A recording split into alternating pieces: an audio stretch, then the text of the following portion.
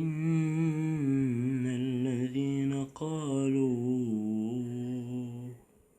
قالوا ربنا الله ثم استقاموا تتنزل عليهم الملائكة